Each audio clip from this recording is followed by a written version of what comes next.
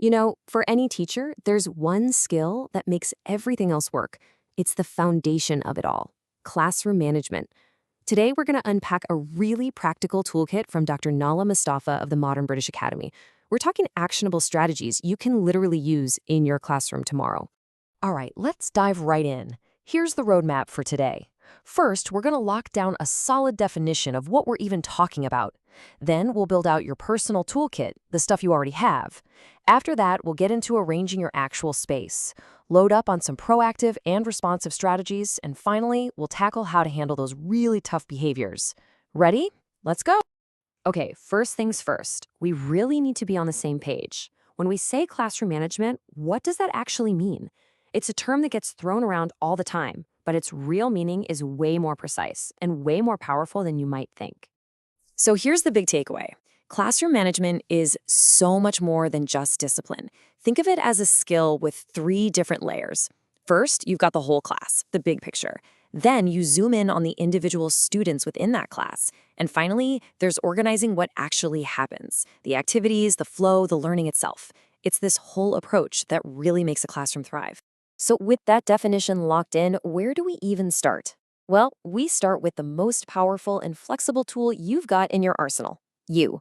Your presence, your energy, it sets the tone for absolutely everything that follows.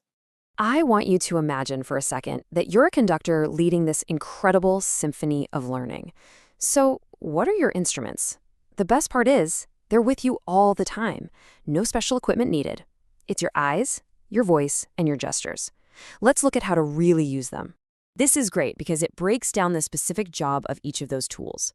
Your eyes, they're not just for seeing, right? You use them to hold attention, to give a little nod that says that's right, or to offer some silent encouragement. And your voice, it's not just about what you say, but how you say it. Using the right language, speaking slowly and clearly. And gestures?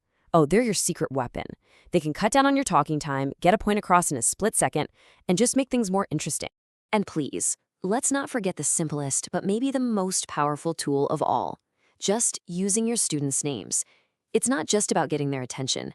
You're acknowledging them. You're organizing who does what. You're calling on someone to respond. And here's a pro tip. Try adding their name at the end of a question. Instead of, "Sarah, what's the answer?" Try, "What's the answer, Sarah?" It feels so much softer, right? It's a tiny shift that can make a huge difference. Okay, so we've tuned up our personal instruments.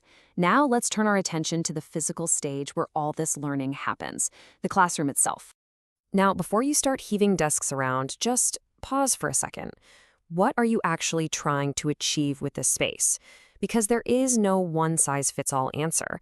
The perfect layout really depends on what you want to do with your specific group of kids. So here are the big things to think about. How old are your students? What's the room itself like? What materials do you have? And really importantly, what are the personalities in the room? A quieter, more focused class might do great in traditional rows, while a more, let's say, energetic group might need a more flexible setup with tables they can collaborate at. And this just lays out the trade-offs perfectly. The big idea here is that form should follow function. Are you doing some direct instruction where you need all eyes on you? Rows can be great for that. Is it more of a discussion day? The horse show is your best friend. It makes you less of a sage on the stage. Project day? Grouping tables is a no-brainer. The real mastery isn't picking one layout and sticking with it forever. It's being flexible enough to change it to fit the lesson.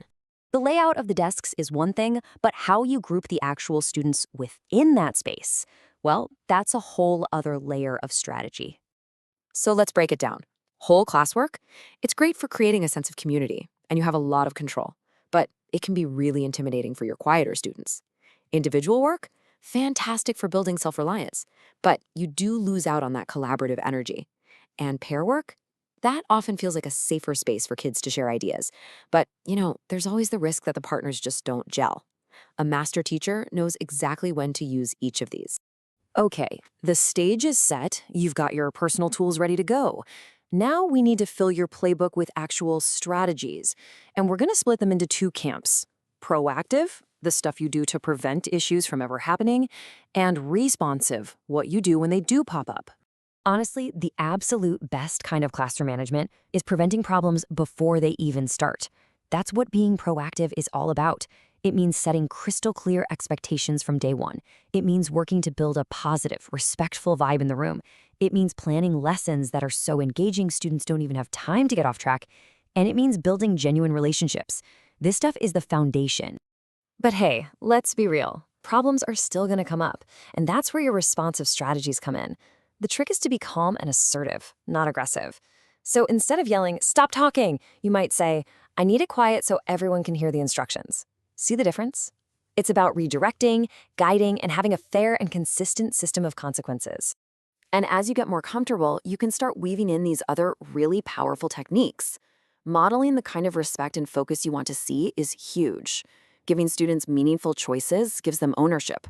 A little bit of well-timed humor can completely diffuse a tense situation. And never, ever underestimate the power of a smooth transition between activities. That's where chaos can start. All right, let's get into the final, and let's face it, often the most challenging part of our toolkit. How do we apply all this when we're faced with specific, persistent, and really difficult behaviors? We've all been there, right? That one student who consistently pushes back, who seems to resist every single thing you try. It can be so frustrating and honestly just draining. So, what's the game plan? The most important thing is to have a process, a system. This 6-step approach takes you from trying to figure things out to working together as a team. It all starts with trying to understand the why behind the behavior. Is it anxiety, a need for control, a hidden learning issue? From there, you work on the relationship, you communicate clearly, you try to engage them, you address the behavior directly but calmly, and finally, you build a support team around them. This is a marathon, not a sprint. You know, sometimes it helps to recognize patterns. For a talk hog, you might say, "That's a fantastic point. Now let's hear from someone else." For a griper, you might try, "I hear your concern. Let's focus on how we can solve it." But remember, and this is so important, these are descriptions of behaviors, not permanent labels for kids. The goal is always to understand what's motivating the behavior, not just to slap a label on them. And this brings us to a crucial point. This work is tough. It can be incredibly demanding, which is why this final strategy, it's for you. You have to be patient. You've got to avoid getting sucked into power struggles. You have to celebrate the small wins, the tiny bits of progress. And most of all, you have to prioritize your own well-being. Burnout is a real thing, and taking care of yourself isn't a luxury. It's a non-negotiable part of being a great teacher for the long haul. Wow, we have covered a ton of ground today. We've built this entire toolkit for mastering your classroom, from your own personal presence to very specific strategies for the toughest challenges. But you know, having the information is one thing. The real magic happens when you put it into practice. So the question I want to leave you with is this: which one of these tools are you going to take with you and try in your classroom tomorrow?